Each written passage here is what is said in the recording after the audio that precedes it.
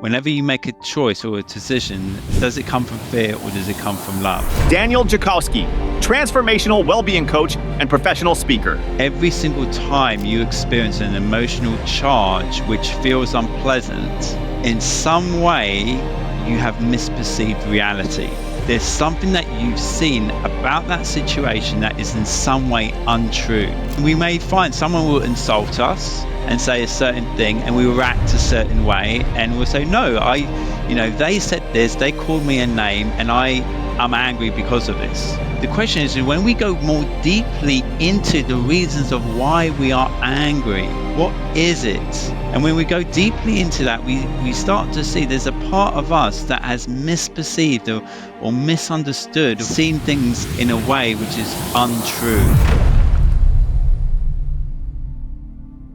Have you uncovered some common themes that are contributing to unpleasant reactions? Two big things come to mind immediately is our sense of unworthiness, not feeling good enough, and also our sense of separation. Whereas inherently we believe we are separate from one another. And we create that disconnection in a number of ways by identifying our sense of being and who we are with things outside of us that is not truthful. So we may say something like I'm a businessman, or I'm black, I'm Polish, I'm English, and we will identify a sense of self with those labels. And I think that kind of takes us away from the truth of who we are. And in doing that, all of a sudden it creates that disconnection with other people, and that's when conflict arises.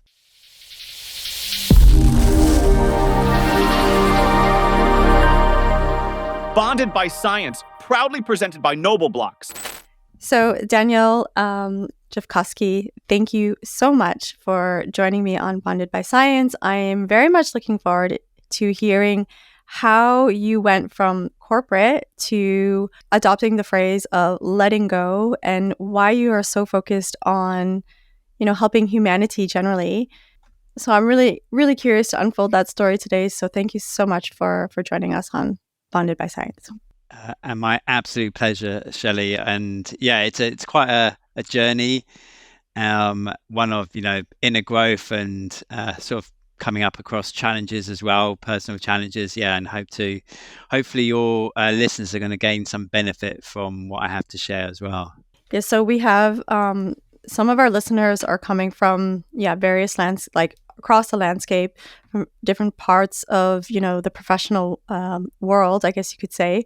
So we have entrepreneurs that have rooted some of their startups and ideas within science, and then we have also a number of academics and research scientists that are tuning in.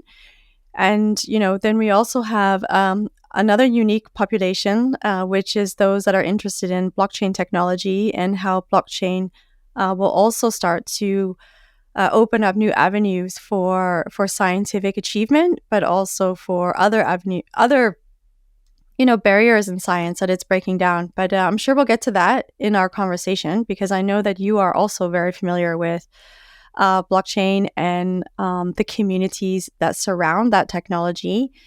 So I would definitely like to hear your opinion on how scientists can start capitalizing on the progress that is made so far.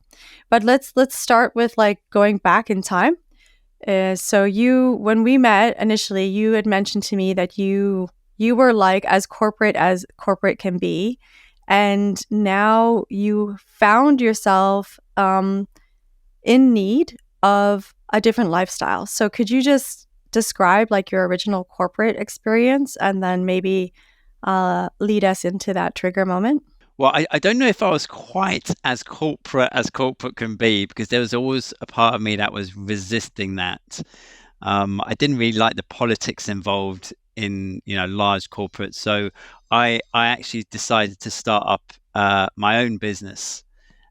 This was a number of years ago. I think it was probably about 20 years ago, and I always had quite a sort of a logical mind, a scientific approach to things, and so I decided to start up a managed services company. And for those of you that don't know, that's a company that looks after computer systems and consultancy and That was one of my passions. But I researched the best run companies in the world, and I wanted to emulate how they were run, but only at a small scale.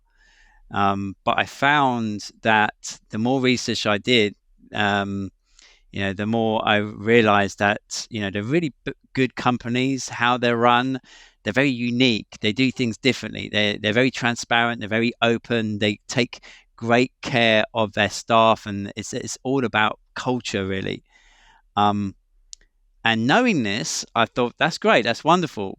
But when I actually came to implement it, the one thing I came up against was myself.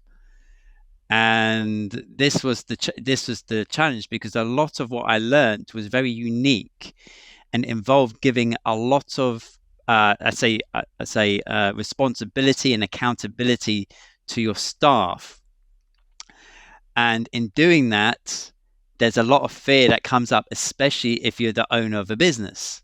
And I can imagine in any industry, this is the same. Whether you're a business owner, or if you're a manager, you're managing some staff, then in giving your staff responsibility, you start thinking, are they going to do things correctly? Are they going to do things the way I would do them?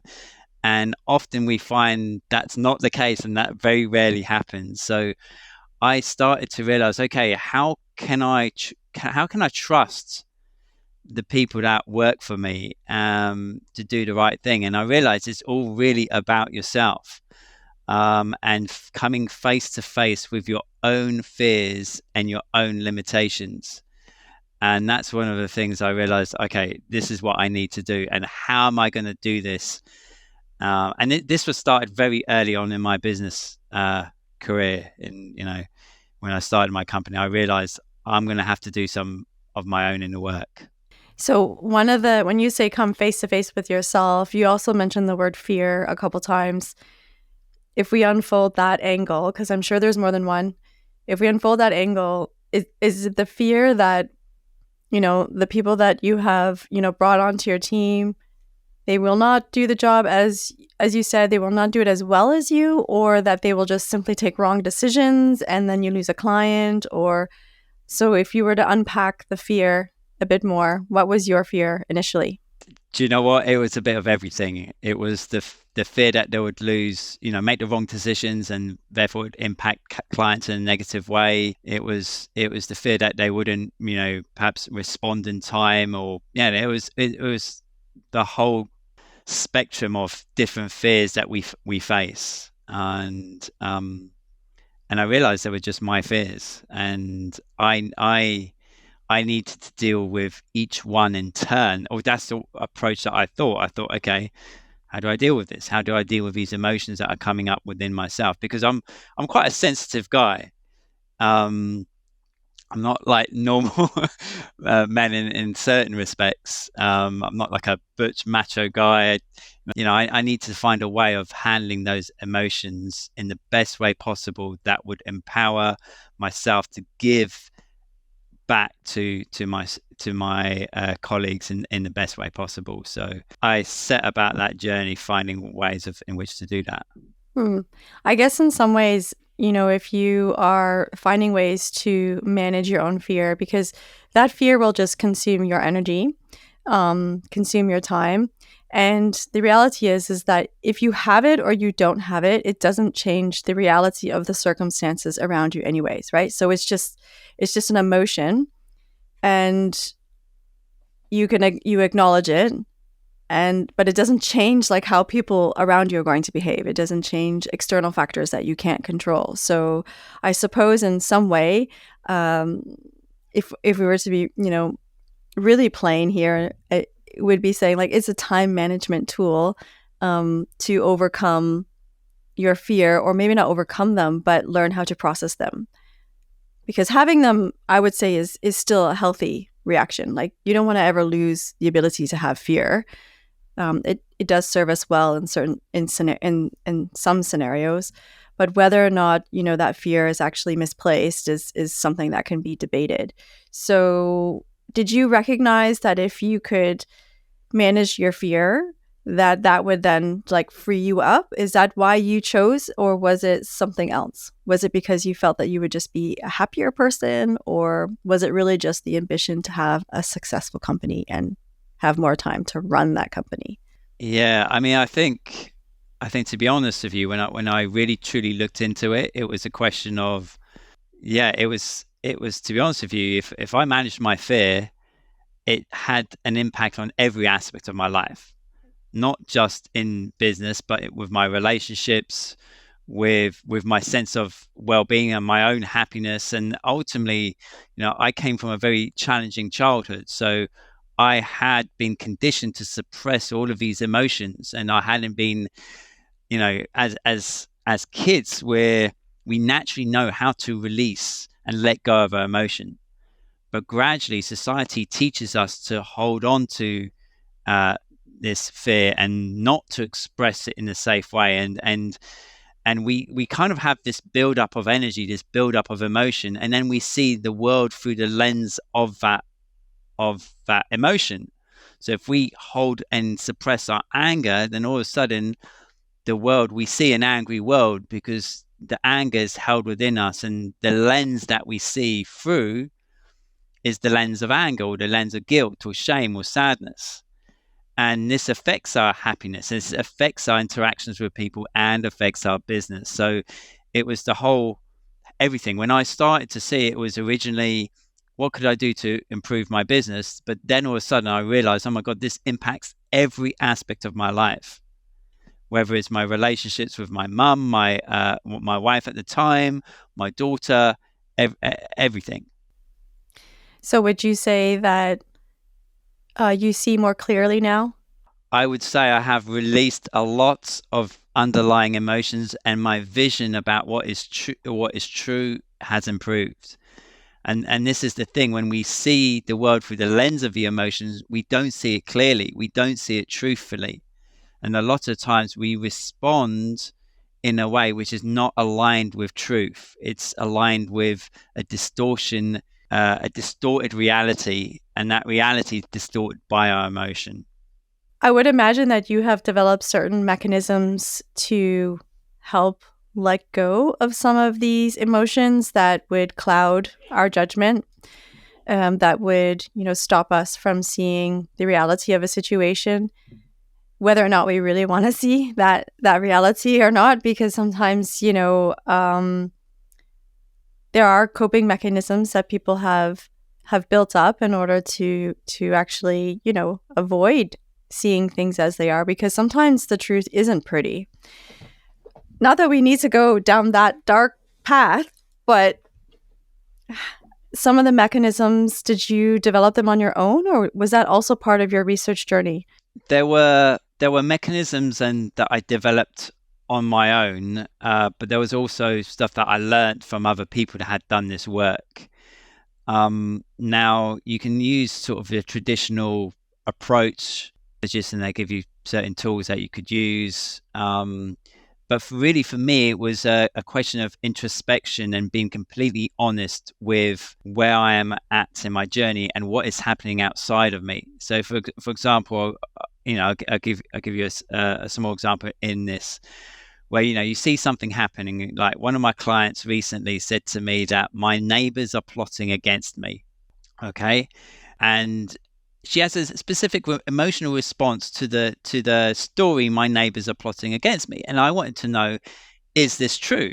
Is it true? She said, and what she actually said is, all my neighbors are plotting against me. And we started to go into that to see, is that true? Is the statement, all my neighbors are plotting against me, true? And when I questioned her about it, it found out there was only three people that were potentially plotting against her. But even then, they weren't plotting. And it was like, when she started to see the truth that, oh, so and so have said something against me, and then all of a sudden she felt better in the realization of that truth. And this is what I started to do in my own life. I started to question the thoughts I had and how aligned they are with reality. That was one approach that I used. I can imagine that is a very comprehensive exercise, right? Because some of us we experience so much during the day. So we have interactions during our work life, we have interactions at home with our family, and then we have, the interactions with our social circles as well. So that's like, if we were to just divide it out, there's three major, components of our life. And then, of course, you have your own personal time as well. So there's just so much going on in a day. When do you like, how do you turn that on? How do you know when you have been, like, when you're seeing things through a cloud? Or is it that you just start to tune in better to your emotional states, and then, like you would day and night, like you say, okay, it's nighttime, it's dark, so it's nighttime. So then you know that there are certain things that tend to happen at night, and then if it's daytime, then there are certain things that tend to happen in day. Is that one tactic, for example, that maybe I'm oversimplifying here? No. That's the perfect question. It's really, again, it's getting in touch with your emotions and understanding that every single time you experience an emotional charge which feels unpleasant, in some way you have misperceived reality. There's something that you've seen about that situation that is in some way untrue. Yeah, and your job is to see, okay, how could I view this in such a way, yeah, that would be more truthful. So, for example, like I gave that example of a woman who said the statement, "All my neighbors are plotting against me." It looked like they were plotting. It looked like, but when she examined it, she realized that was not what was happening. Yeah. And the more we experience an emotional charge, the more misaligned we are with reality.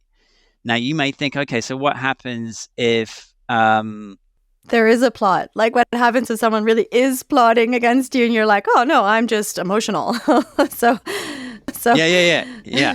And we may find someone will insult us and say a certain thing, and we will act a certain way, and we'll say, no, they said this, they called me a name, and I'm angry because of this. The question is, when we go more deeply into the reasons of why we are angry, what is it? What stories that have we told ourselves that are perhaps unconscious now, that get triggered in that moment by that person saying the same thing, by that person insulting us? So we have to examine very deeply perhaps the stories that are unconscious, and we go into it. Okay, what is it? Why would I get upset by something someone says that I think is untrue? Why does it upset me? And when we go deeply into that, we start to see there's a part of us that has misperceived or misunderstood or seen things in a way which is untrue. And then when we can break that apart, all of a sudden it breaks, it shifts, and now that person can say the same thing to us, and it creates no anger. I was quite curious to know, like, you've worked with a number of individuals now on, helping them see more clearly, or as you put it, to become more tuned into their emotions and to recognize the role that their emotions play in a moment-to-moment basis even. Have you uncovered some common themes that are contributing to, like, these unpleasant reactions? Because an unpleasant reaction is, I'm just thinking about my own life, and of course, I get into circles where, where I feel maybe like I'm not as qualified as someone, or I don't know anyone, or do they like what I'm doing? Do they approve of my methods? Or, we always get into situations where you're having some self-doubt, and if someone says something to me at that point, then maybe that would be a moment where I would feel like my emotions could be more easily charged, because I would go on the defensive. So have you uncovered, like, some common moments, or maybe roots even, that are contributing to some of these unpleasant reactions? Yeah, two big things come to mind immediately as when you ask that question is our sense of unworthiness. and not feeling good enough. So a sense of unworthiness, not feeling good enough, and also a sense of separation, whereas inherently we believe we are separate from one another. And, I know this may sound a little bit kind of woo-woo, but, woo-woo is just something in science that we don't really truly understand. And it's a mystery. We haven't yet solved this. But ultimately, I think a sense of separation comes from an erroneous belief that we're disconnected from people. And we create that disconnection in a number of ways by identifying our sense of being and who we are with things outside of us that is not truthful. So we may say something like, I'm a businessman, or I'm Black, I'm Polish, I'm English, and we identify a sense of self with those labels. And I think that kind of takes us away from the truth of who we are. And in doing that, all of a sudden, it creates that disconnection with other people. And that's when conflict arises. I really like the way that you have expressed that. Because I think, when you meet people, so I was at a conference, I just came back from a conference, and I was in a space where I didn't really know anyone. And, people are asking like, well, who are you? And then you automatically go to certain labels. And, I actually tried on a few different labels just to see, because I guess maybe that's the scientist in me. So I'm always trying new things. But I felt like the best answer that I could give at times was that I'm many things. And I see myself now as someone that is, I'm working on various projects, and I do it because they bring me joy, and also because they're challenging, and it's something new. So I get a lot of reward for that. Like, my own personal reward mechanisms are kicking in, and I recognize that is very biological. But I'll do it anyways because I'm human and this is the time that I have. But the labels. So how do we get away from the labels? Do you have recommendations for that? Should we start addressing this massive separation by, with introduction, like things that happen all the time in settings where we may actually feel more unworthy to be there, business settings, academic settings, conference settings, parties, where you don't really know anyone. So how does that work? There's a number of ways that you can do that. And I teach the process of letting go. So this is the process. So really is the process of allowing every emotion to be there, with no need or want to change it. So effectively, whichever situation you're in, whether it's you're speaking with colleagues, you're speaking with your children, you're speaking to the president of a country, whatever emotions get triggered in the moment are the gateway to the freedom from those emotions. So providing you can sit with those emotions in a conscious way. So if fear is triggered, you can sit with that fear, and in sitting with it in a conscious way and allowing the fear to just be and exist, and then allowing your state of being to be the way it is, you start to notice a beautiful thing. You start to notice that fear begin to get less and less.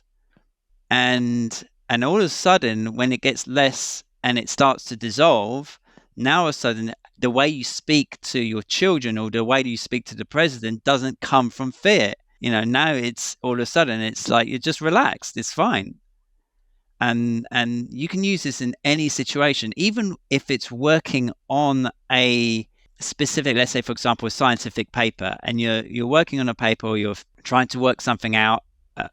You've got a puzzle, or there's something you're trying to grasp and it's not coming to you, and there's a sense of confusion or uncertainty or not knowing.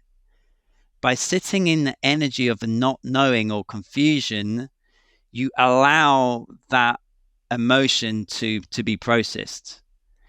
And beyond the state of not knowing is knowing. And often you'll probably find this, with a lot of people in science, when they're in depth trying to understand something, trying to work something to get an answer, and it's not coming to them, all of a sudden they take a step away from that, and then the answer comes. And this is exactly the same process, really, of what I share with my clients, where just stay in the place of not knowing in stillness and be conscious of the emotions that are appearing. Don't try and change them. Don't try and change yourself. Just allow yourself to be. And in doing that, all of a sudden, all these fear-based emotions start to dissolve, and insight, intuition comes, and answers will come that previously weren't available to you. Because fear often is the gateway emotion to insight and intuition. And if there's fear there, then the insight and intuition can't come, and it prevents knowledge and new knowledge from coming. Yeah, I think because, if we go to the literature, we'll see a lot of descriptions of fear and how fear can improve our critical thinking skills. It can, not improve, it can get in the way of our critical thinking skills. It can disrupt executive function as well. It's a very primitive emotion. One of the, fear is, I think fear is one of the most primitive emotions that we have. So it does, block us from interacting with, our higher cortical centers. I guess that would maybe be a very simplistic way of putting it, but I wonder how it's quite interesting to think how much fear does play a role in our life, and that so few of us are aware. So I can, when I just reflect now, I can think, I stayed in academia for many, many years. I had success there. I'm very I'm really happy with some of the work that I managed to do with my colleagues there. There's a few papers that I'm really exceptionally happy that actually went to print, made it to publication. But I do see that fear kept me there longer than when I should have when I was ready for my I was ready much earlier, but my fear kept me. And I just think, wow, so many of us are walking through life and we just don't take that step because of our fears. How do you, because overcoming fear is massive. It's biologically ingrained in us to stay in our circle of comfort. And now we're just okay, just let go of your fear. How does one work on that on a daily basis? So I'm going to give you a little story that happened to me probably about 7 years ago. I was still running my IT business at the time, and it was about 2:00 in the morning. I woke up and I was experiencing this nightmare, and I don't know what happened, but this nightmare just shook me to the core. I was literally woke up, I was sweating and my heart was pounding. And normally what I would have done something to distract me from my fear. I would have either turned on the light, I would have put on the radio, would have just walked around. But this time I thought to myself, you know what, I'm just going to sit with this. And at that point, the fear gets so intense, I start getting these thoughts. What if I die? what if this, and obviously they're irrational thoughts because it's just fear, but it's just emotion. But this is what I started thinking. And I go into the fear and I just allow and welcome all of this. And then what happened at that point was wave after wave of fear would come and go. And I would just be sitting in the storm of this fear. I didn't know where it had come from. But after about an hour or so, I started getting these memories back from when I was a child and I experienced something, and an incident. And then I start to remember it. And I hadn't remembered this for about 30 years. And this fear gets even more intense at that point. And I'm just there sitting with it, allowing the emotion to come. After about 2 hours of doing this work, the fear just dissolves. And I go to work the next day and I have the best day at work than I've had since I started my business. And then over the next 3 months, I noticed the fear in every aspect of my life had gone down. My fear in making business decisions had gone down. My fear in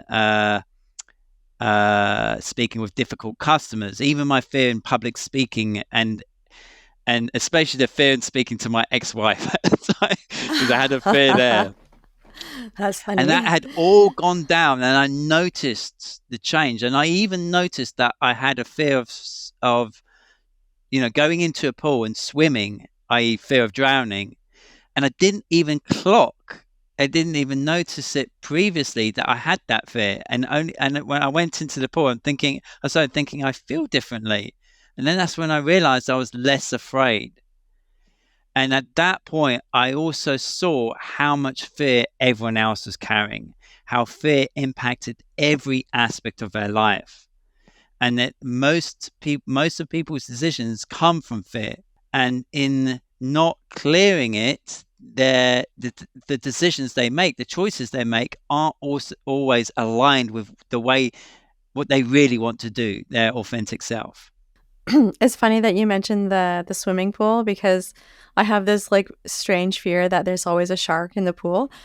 I don't know why. It's probably because I watched some weird movies when I was younger. And Jaws, somehow probably. I don't like to swim. I don't like to swim in the pool by myself, and it's really like it's ridiculous, right? Because like how is some weird shark slash I don't know whatever strangely morbid and aggressive squid gonna end up in a pool? So it's not the fear of other people in the pool, it's the fear of the unknown that could be lurking in the pool, and I'm the only one, so I will definitely be the one that gets eaten or stung or turned into a zombie or whatever movie I'm in. So yeah, it is strange. So what I would suggest next time before you get into the pool, I want you to just sit with that fear. Sit with it. Sit with the emotion of fear and just allow yourself to be afraid. But you're doing it in a conscious way. You're not trying to change how you feel. You're just like, okay, I'm afraid. That's okay. And you're sitting with it in a conscious way, closing your eyes. You're feeling into it. You may appear in your chest or in your stomach. It doesn't matter where. And you just allow that experience to happen. And, as you do that, you'll notice it will start to shift. When you don't resist it, if you want it to go, it won't go. You have to let go of the want. If you're trying to, because wanting it to go is a form of resisting it. Okay? So when you want something to go or you want something to happen, you're in a state of resistance to what is. So the emotion can't be cleared. So you have to just, okay, could I just allow myself to be afraid? Well, that's interesting, because I think most of us, as soon as we start to have emotions, there is another conscious level that says that emotion is misplaced, right? So like I know that my fear of swimming alone in a pool is misplaced. And it doesn't even have to be like alone. There could still be someone on the deck. I'm still alone in the pool. So I think consciously I know that this is ridiculous. So maybe I've never allowed myself to fully be afraid, I guess is what you're saying. Like, so I've never let myself acknowledge that it's okay to, maybe I have to be okay with being afraid. And because I always viewed it as like a silly weakness. And I think this is just a very, odd peculiarity about me as an individual. I have probably many other fears that a lot of other people harbor, that are related to their professional self, related to their relationships or personal relationships, but also like just in your own person, right? Like just related to how you see yourself in the world. And so I guess I just always viewed it as like a weakness, like to be afraid. Yeah, and it's not as a weakness. It's not, it weakens us, but it's not a weakness. It's like it just is. It's fears coming up, and it needs to be dealt with, and often it will impact different areas of our life. But if you work on one fear, it will impact all other fears in your life, because all fear is the same. And I had this with a friend of mine who worked on. He had he worked on his relationship with his father, and he had a big fear of his father. And he managed to clear this. He managed to clear the fear.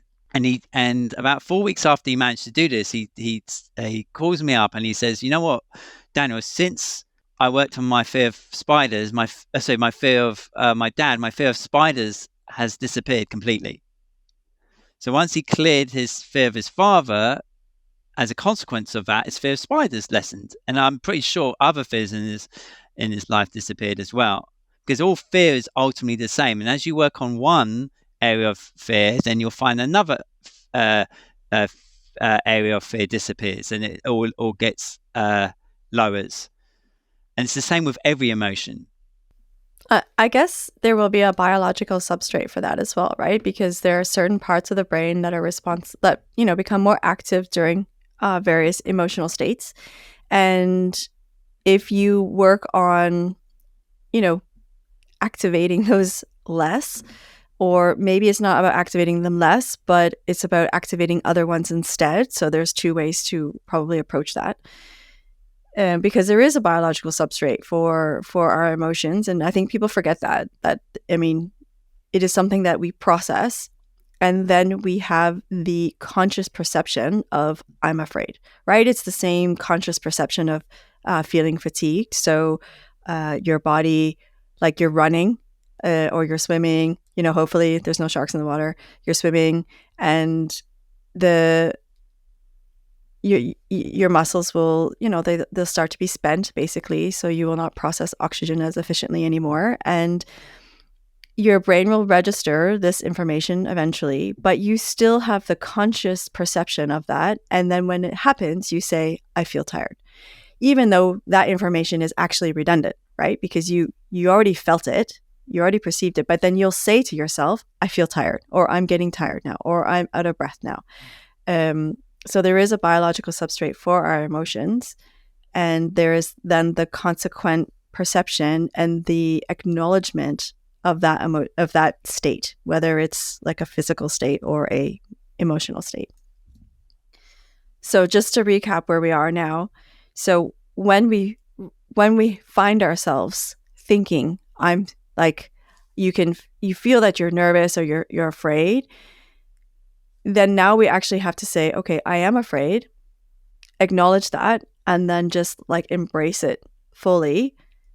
And if I do that, I can't wish it away. I just have to just allow myself to be in that state and then let it run its course. Is that am I oversimplifying or No, that's perfect. And ultimately it's the more we are stuck in our thoughts, the more we're stuck in time. And when we actually release an emotion or let go of an emotion, we actually do so in the present.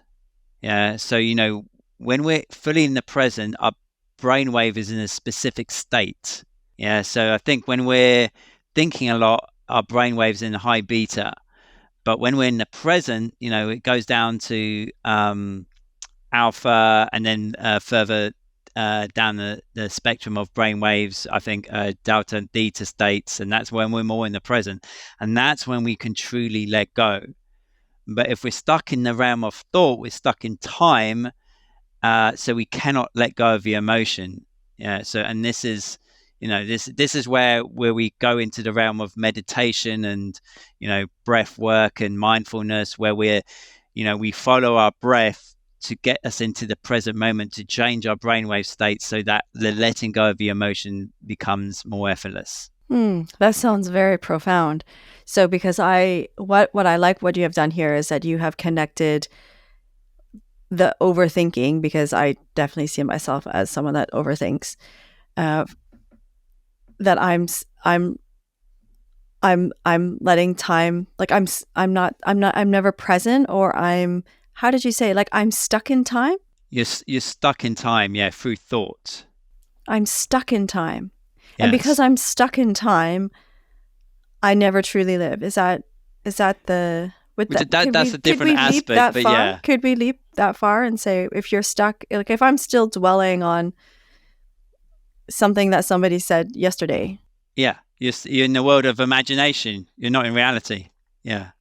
Oh yeah, that's interesting. I never realized, because you always feel like you're in the moment because, well, I have this drink, right? And in this moment, it's the ice cubes are still there. Maybe by the end of our conversations, it will have melted.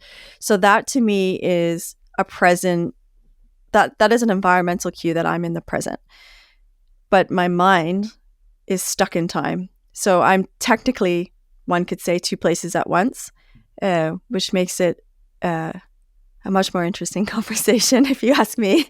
Yeah, that starts to get, we really start to, shape the fabric of time. So, can we talk more about that expression about being stuck in time and how you see that influencing people's, what people really want to get out of life, for example? Explain a bit further what you mean. What you mean when they have goals, or yeah.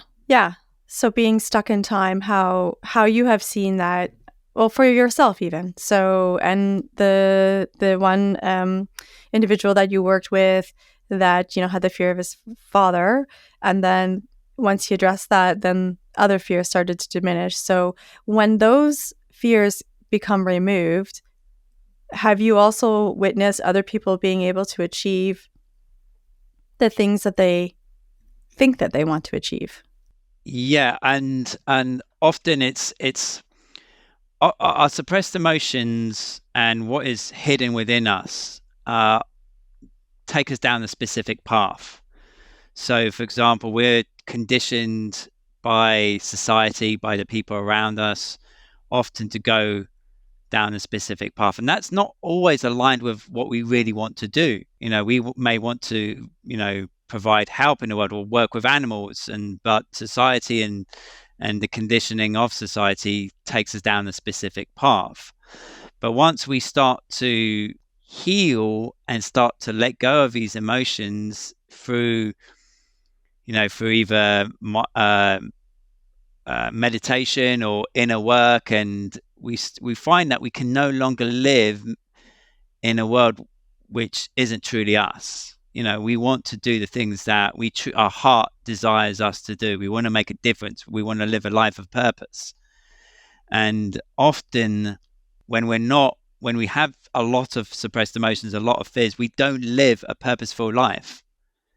We live a life, for example, according to others. And for example, if we're scientists and, we may find that we want really to find the truth of something. We want something within us calls us to find the truth and to let's say, for example, we want to find out what truly causes cancer.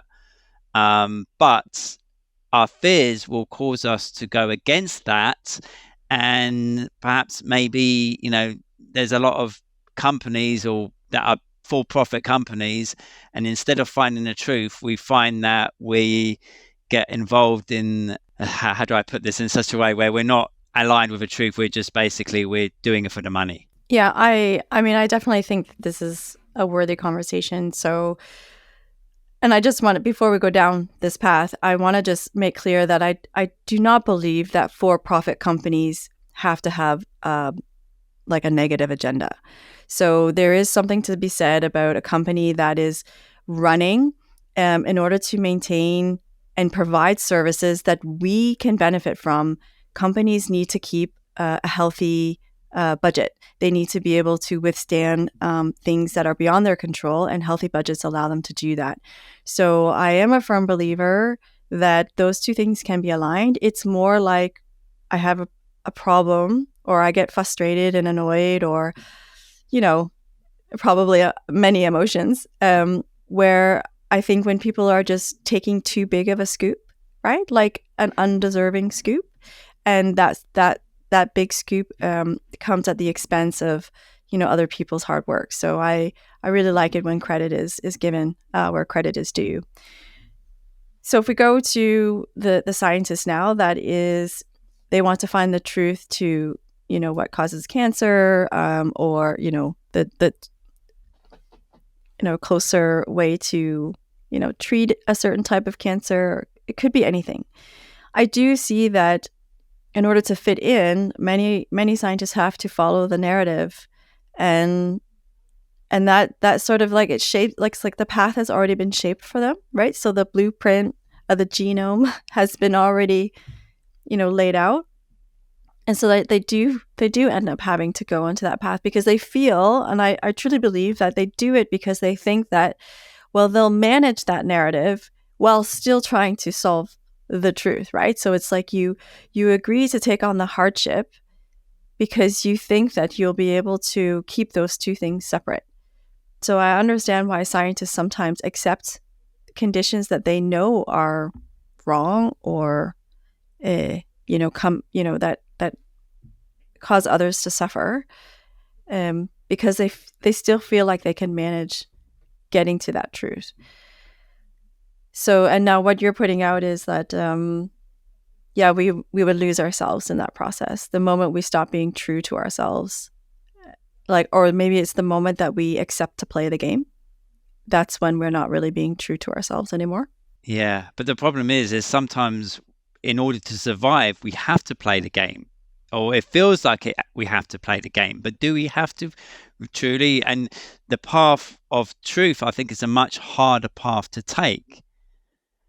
And it feels like, and I'm not a scientist, but from what I've heard, it feels like much of funding and research goes to support specific narratives that are aligned in a way which perhaps would give more profit to companies. Now, again, like you said, that's not all companies, and companies do need to make a profit. But when the truth is hidden or suppressed, then that's when it's a problem, because ultimately everyone suffers in that case. Yeah, absolutely. And I think that's where I do feel like the scientific community is becoming less independent. When we see calls for grants, we always have to look at our research and say, well, do I have anything that can I get my next research project that sort of fits that narrative, right? So you really end up reshaping.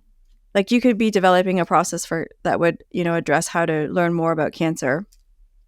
And then you have to shift that to, diabetes. I mean, two very different scenarios, but that wasn't your original goal. But because you have the process, then you say, well, I can shift that to diabetes because there's funding in that area of research. So yeah, I see that's how sometimes scientists, they need to shift, but there still needs to be some sort of balance between, what's happening commercially, because commercial drivers tend to look for, let's just call them real world problems. And when those are actually there, those commercial initiatives can solve them. And that's not necessarily the case for the scientists. The scientists will work on more abstract problems or more finite problems, more niche problems that may not have this, massive application, at least initially. So I do think that there is a balance to be struck. But yeah, fitting the narrative is very hard. I think scientists today fear different things, right? So they fear that they won't get support for their next project, or they fear that their research won't be recognized for its true value and potential. I wish that we could have a better method to really showcase the value and potential of many more research projects. I think a lot of great scientists go unnoticed. I think a lot of great people go unnoticed. The other aspect is, like, how do you let go of those fears, right? Because being acknowledged and getting a research grant, those are fears. Like, those are they're rational fears for someone that truly wants to be a scientist. They want to stay in academia, want to do the research. How do you just let go of that? So similar to what I said before about, two ways of letting go of fears is, one, questioning the thoughts and the reality of the thoughts behind the fear. And the second one is staying in the emotional energy of the fear to the point of where it dissolves. And then the insight that lies beyond the fear can come to you. So, someone may have a fear of approaching, their manager or coordinator about a specific project, or publishing a paper because of the way it's going to be received. And, if you connect with your sense of truth inside of you, and then you may think, well, do you know what? I just want to publish it anyway, because that's the truth. and that's what I found. And this is going to change, this field completely. But if you have the fear stopping you, then because you may lose your funding or whatever, then by sitting in the emotional energy of that fear, you may have the insight of, well, maybe I can't do it the way I thought I was going to do it, but I can approach it in this way, or I can release it in a specific in a specific way, and as a result, in having this different approach, I'm not going to be under the same limitations as I was if I was to do it this way. And that insight wouldn't be available had the fear been there. So clearing the fear is immensely valuable in, allowing you to new solutions and new potentialities to come into your experience. I suppose another way of looking at, if you do get to that point where you can clear your fear, we're also making an assumption that we have the insight actually to surface. I hope, I think maybe what we're really getting at is that people are actually a lot smarter than they realize, or that they have a lot of knowledge that they're just not allowing themselves to get access to. Would you extend that thought to say, like, well, because you talked about that we enter into different brain states, talked about alpha waves and delta and theta. Would you, and you also made the point that we are connected. And now we're getting like really like woohoo, as you would say, woohoo. We're getting woohoo. Are you like, do we individually like harbor the insight, or do you think that because we are much more connected than we realize, like say you're in a room, like how often have you met someone and you had like the same thought at the same time? Like I think that's happened to me so many times, where you think, okay, was it really obvious that we should have the same thought at the same time? Like where the conditions just ultimately so perfect that we should be thinking the same thing? Like how, yeah, do you see where I'm heading here? Because sometimes I think, okay, this is definitely woohoo, and like a really like conservative scientist would look at this conversation and think, oh my God. But I do think that there's something there, and I would love to hear your opinion on it. Okay, so the traditional, I think, view with regards to the mind and the brain is that the mind is in the brain, right? It's like, yeah, the mind exists in the brain, and we each have an individual mind. I think very soon that will be proven to be incorrect, and ultimately there is only one mind accessible to all of us. But because of our belief in separation and our sense of disconnect that we've attached our identity to, we create sort of subdivisions, or we create individual minds. And ultimately, I think that this will be, eventually we'll find that there is only one mind. And as we dissolve and we release our barriers, these suppressed emotions, these limiting beliefs, we'll start to find, we'll start to experience this where we know each other's thoughts a lot more. And I don't know if there's any scientific way at the moment where you can actually test this. It just, at the moment, I don't know. I'd love it if there's anyone in the audience that could be able to share. Well, I think we could definitely devise experimental paradigms to test it. I don't think that is the issue. I think the issue is coming up with enough situations where you could find a significant result. Because if, as you say, what is true, like if we operate on the assumption of what you say is true, then enough people need to be in that state in order for it to happen. And your impression of the world is that we're not. So we're actually devising an experiment to prove something that is being masked by something that we have put up in order to find false results. So that would be my initial assessment of the situation. I had some other great thoughts. I'm sure they are great. I believe they are great. And they like fled. They're like, woo. Oh, yes, I remember.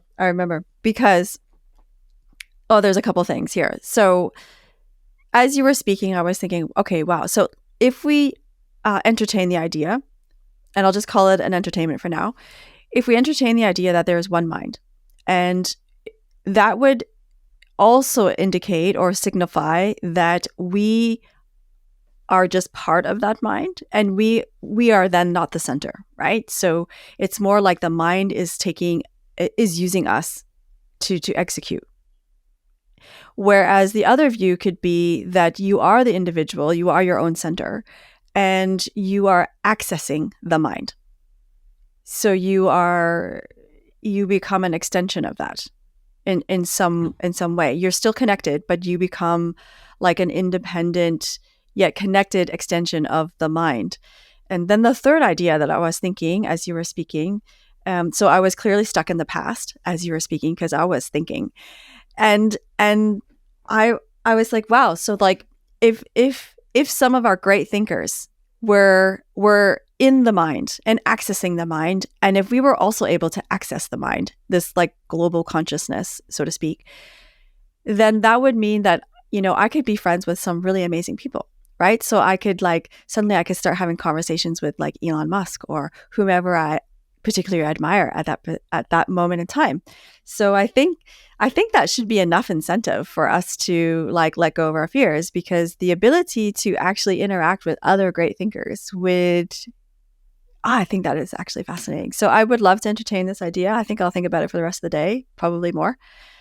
What are your thoughts about how do you see us? You see us as extensions, or do you see? Because you said we were there's one mind. I believe, and again, I'm open to being completely wrong about this.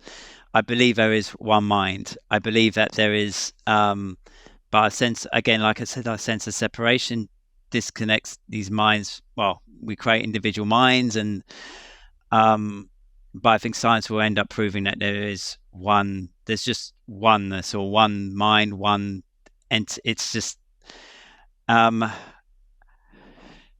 it's a tricky one. It's a very difficult one because my mind can't even comprehend this.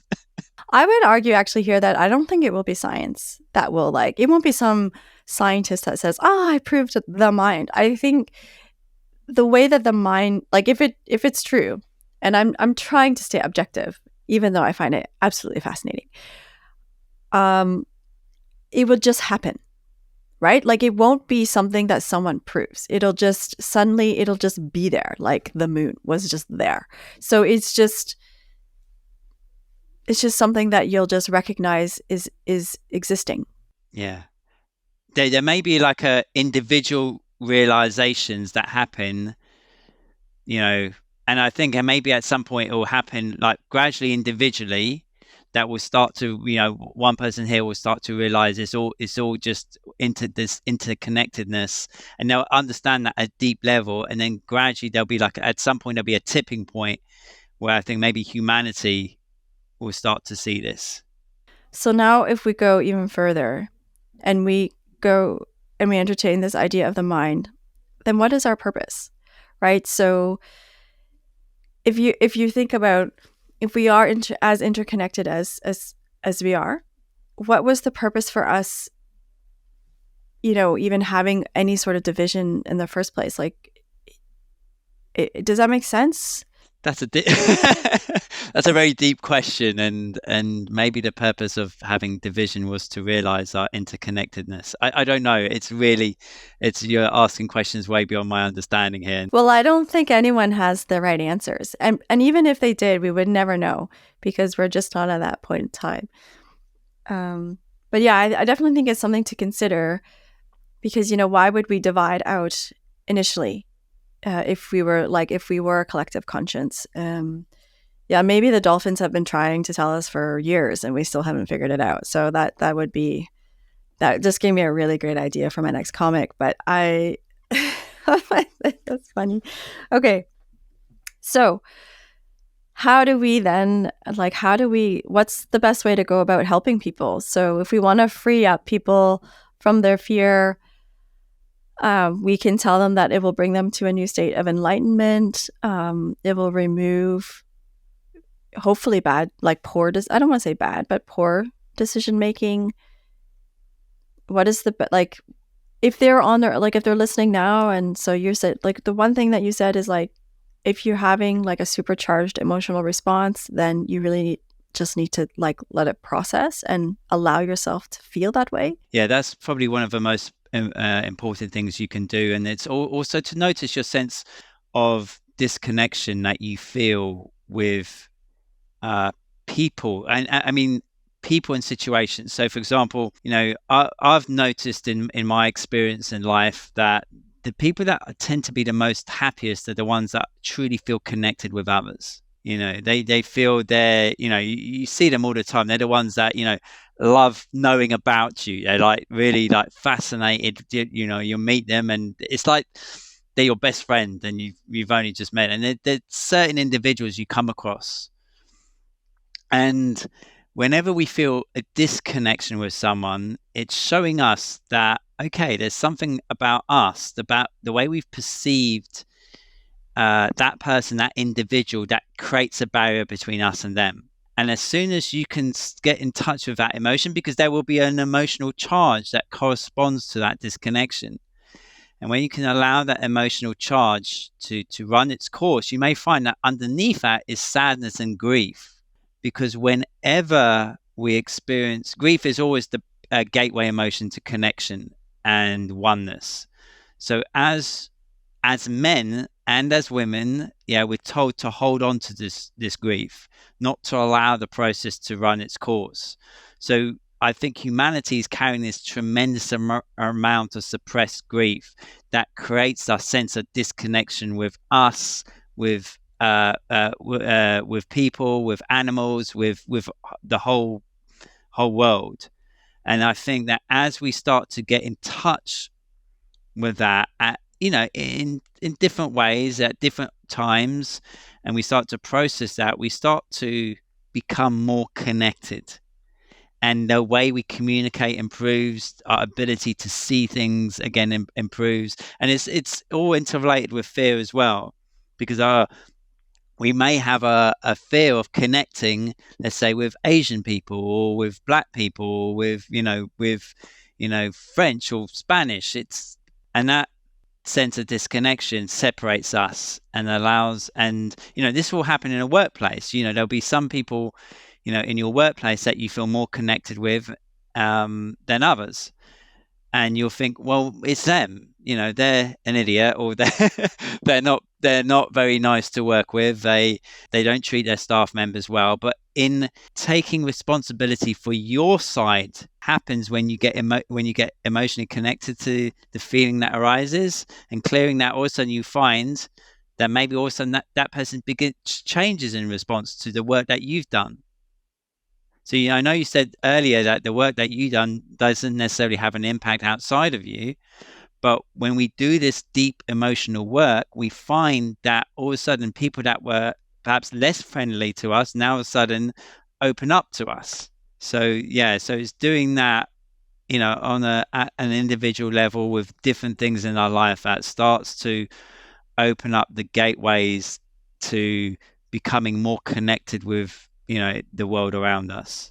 How about like, what does a day look like for you now? So both in terms of like when you work with your clients, or people around you that you feel could really like benefit from your knowledge, and then like how does the rest of your day look? So do you feel that you are, when you go to the grocery store, or when you're waiting in line, I don't know, to see a movie, if people are still doing that. I still like to go to the movies. Do you find that you just get that connection more? Like, do you feel that your network, or how do you feel that has changed on, like, how does your day change now? Yeah, I definitely find that I connect more deeply with people, and this is coming from someone that felt really disconnected from people. And actually I remember when I was a teenager, I used to hate people, and it was a deep hatred that came, and I was I wasn't in a good place. And now is different, because now I realize whenever there is a sense of disconnection, okay, what comes up in me, what can I clear, what's the fear? And I do still experience that, but I work on it, and even when I'm doing my work with my clients, there may be something that they say that triggers something in me, so it's an opportunity to release. It's an opportunity to let go of that aspect and connect more deeply with them. And the same again, if I'm up on stage, or like doing a podcast, or speaking to an audience of people, it's the same thing. It's like, okay, what comes up with me? How can I shift what comes up within me to better communicate a message? And I know if for some reason people are not hearing my message, like there's certain people that I will speak to about this work, and they're like, Daniel, you're talking rubbish. Less so now, but and I'm like, okay, so how am I viewing this person? Maybe they're Black, Asian, or different nationality. Do I have any conditioning around that, their culture, their race, that could perhaps potentially stop my communication from getting through? And if I notice that and clear it, then my communication has more chance of getting through. And it's the same like with men and women. As a woman, you could say to yourself, okay, when I'm speaking to men and this man isn't listening to what I'm saying, do I have any anger towards men? Do I feel suppressed? If I do, could I clear that energy so that my words could then be heard? It's the same with men.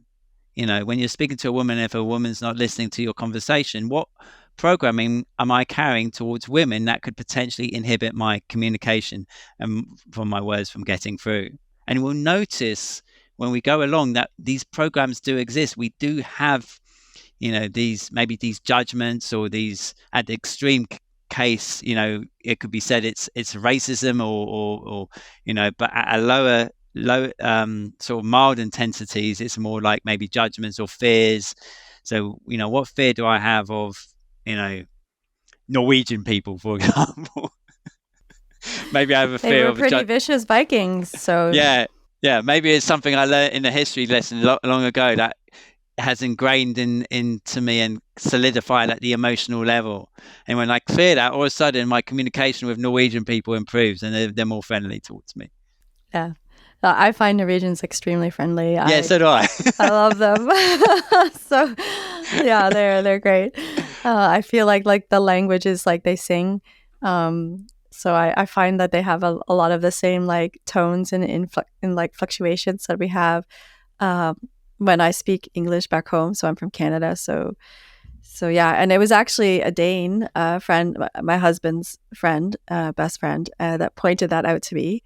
That we sing more, and that was because he was so familiar with the Danish language. And then when I went to Norway, and I had been living in Denmark for a little while, then I was like, oh my god, so the Norwegians do it too. And that's like one of the main differences between the languages was this ability to sing more when you speak.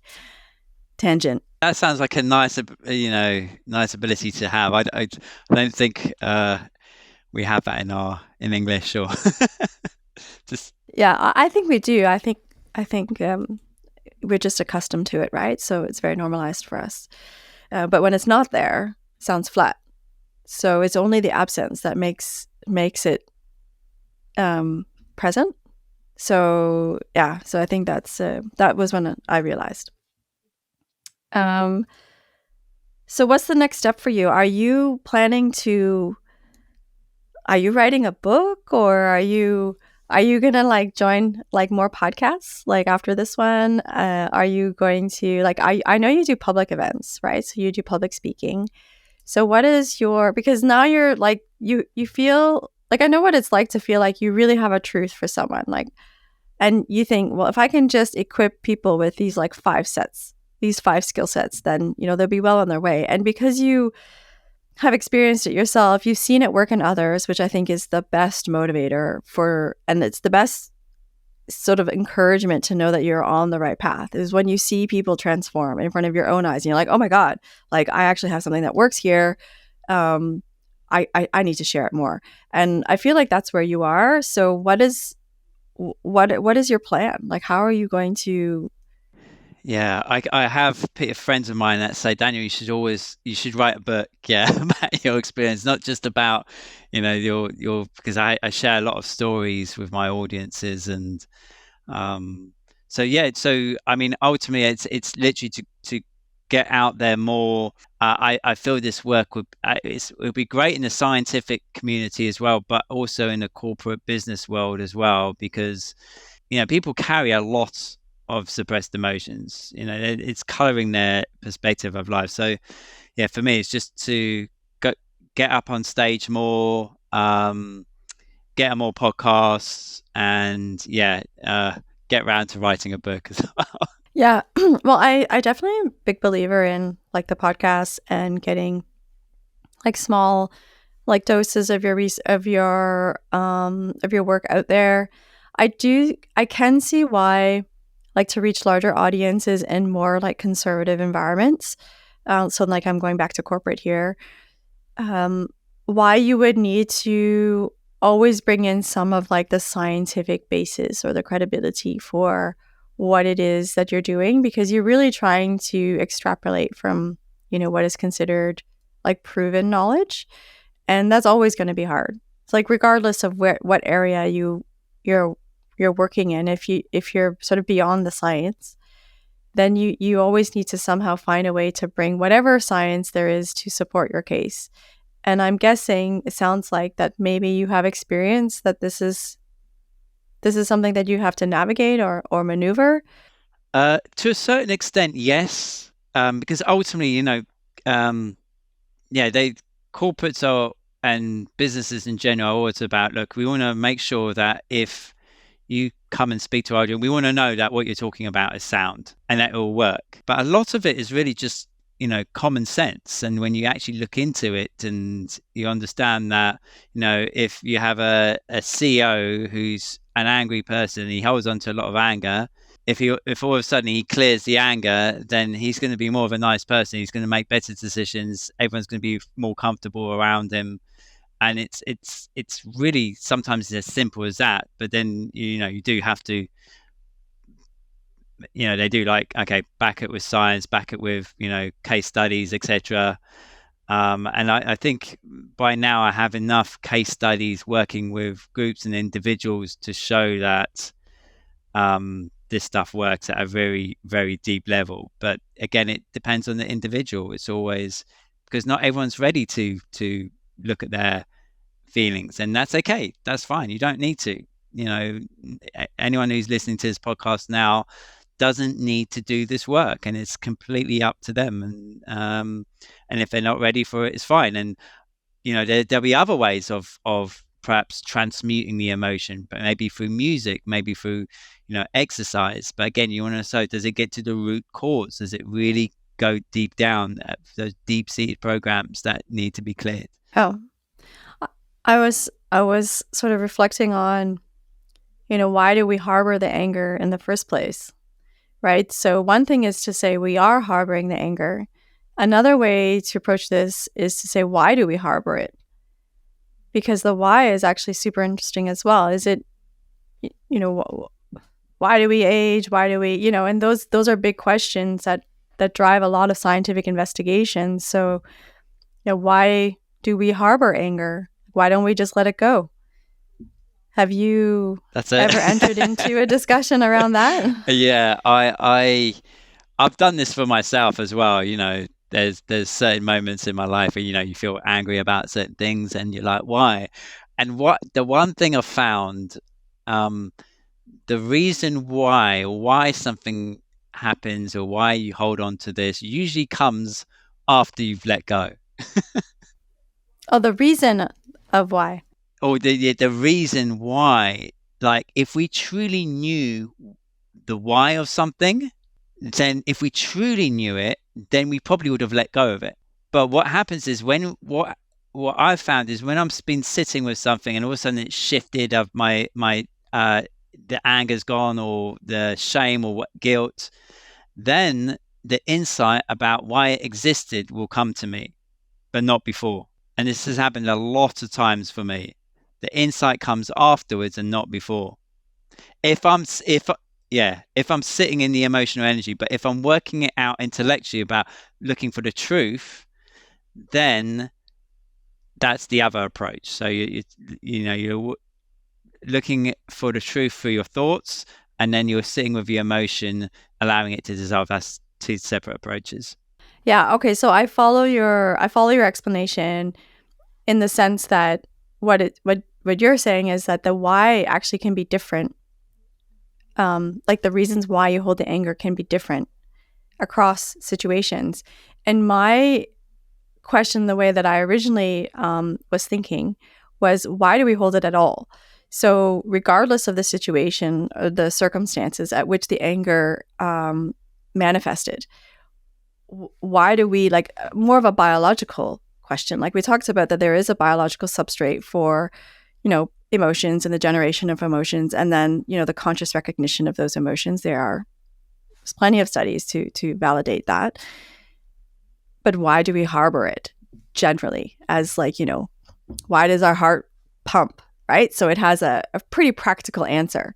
So I think I was more going for the practical, biological / this is how the body is engineered answer. And I'm guessing that it is also going to be a philosophical answer at best. Yeah, I think, I mean, at some level, I've learned through my inner work is anger is always the cover emotion.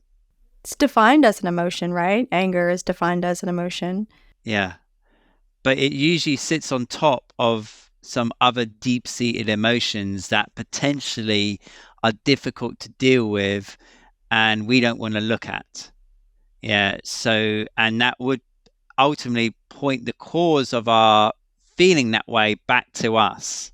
And maybe the ego doesn't like that. So the ego means that something else has to be responsible for the way we feel. And that is then directed outside as anger. Whereas the true cause, yeah, it would actually place anger again as a primary protective mechanism, right? So it is to protect us, fear and anger, which could be somehow, in a bundle, because the fear, which is probably what is giving rise to the anger, is a protective mechanism.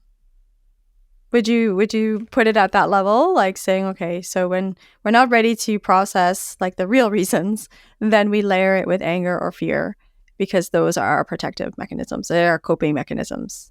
Yeah, 100%. It's a protective mechanism. Yes. Yeah. Wow. So we really just need to learn how to be ultra vulnerable with time, in small steps, I suppose.